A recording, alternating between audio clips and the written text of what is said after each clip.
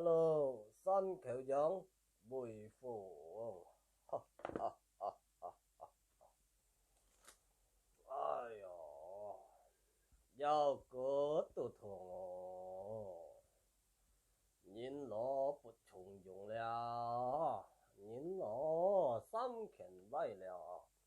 识人讲做人讲啊抢人讲啊哈哈哈哈哈 à kinh phu nhị ngay lò bá ở còn theo cụ sĩ bên thầy chế ca thằng còn theo cụ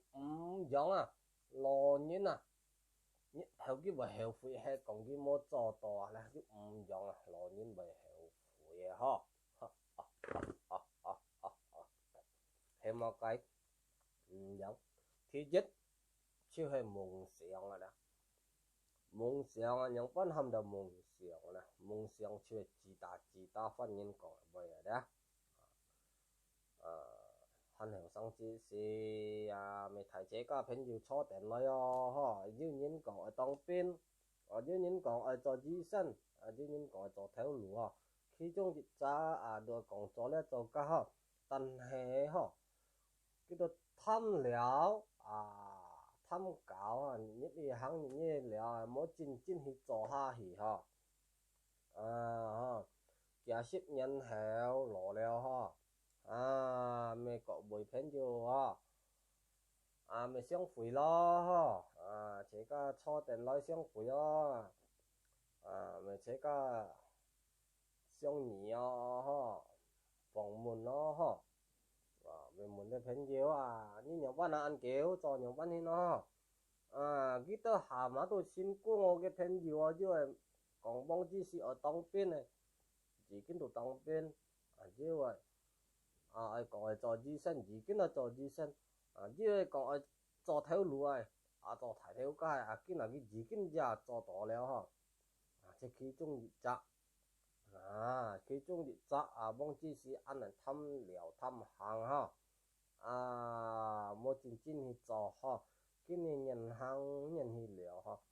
佢所以cái邏輯是佢唔後悔使用去咯我嘅朋友就先講佢唔上嚟當初之時係我真正行下係根本日我就唔想講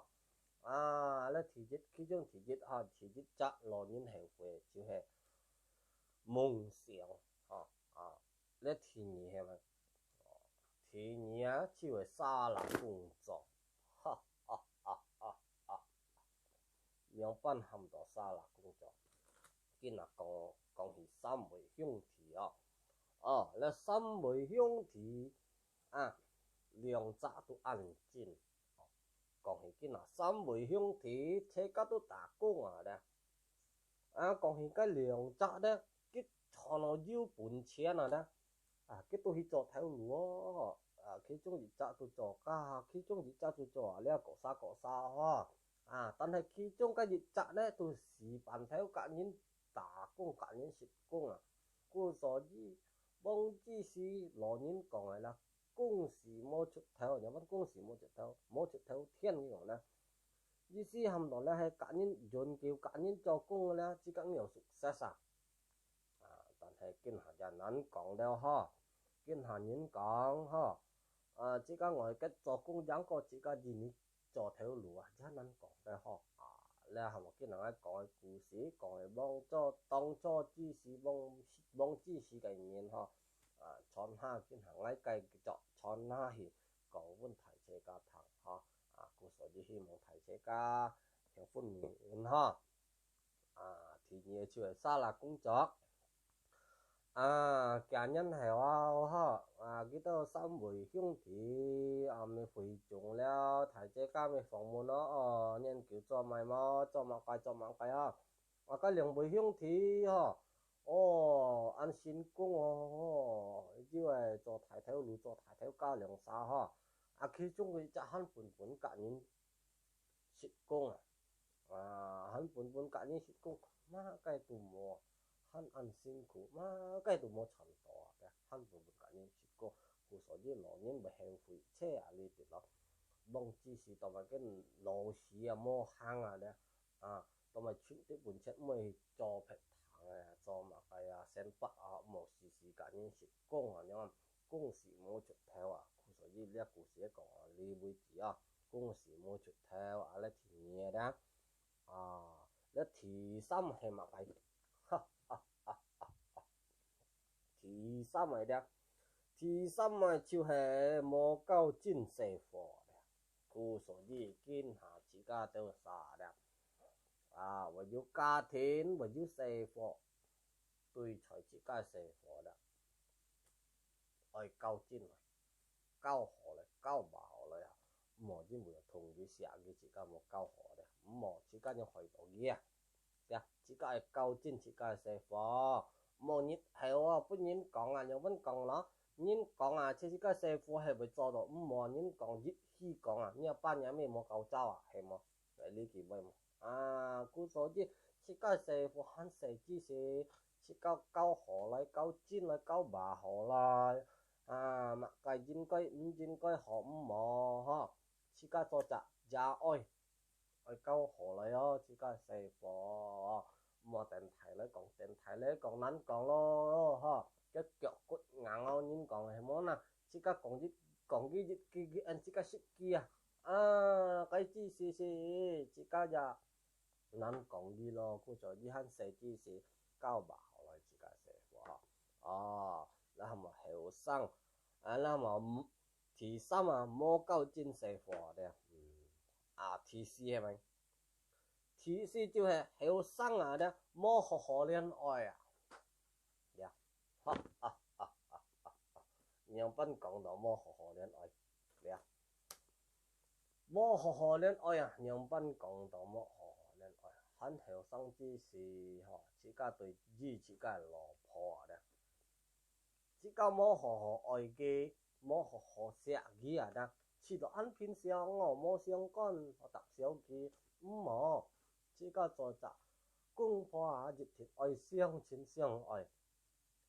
愛互相照顧錫相隨錫咧。唔好等到下二拜咧，老婆就係老公唔吹之時咧，其中一隻公婆為咗唔吹之時爭來後悔人講後悔一冇肉醫了係冇啦，所以自家嘅老婆為自家老公為肯吹之時自家咪好好戀愛錫嘅同嘅。應該做應該讓班起來自家咪做好啦，因為下年把自家攞之時將來後悔咧呢都係我提示老年最後悔就係冇好好戀愛咧你第五係咪？第五老年最後悔咧，人生咧人生最後悔切了第五係咪東西？就係後生之時冇好好照顧身體後生之時冇好好照顧嘅個身體佢老之時咪知道病痛女痛雞痛從來老伯嘅腰骨也痛人老了冇辦法冇變了人老腰骨痛就係咁咯所以自家後生之時身體照顧好來，看定來食看定來做，冇亂做，冇亂食。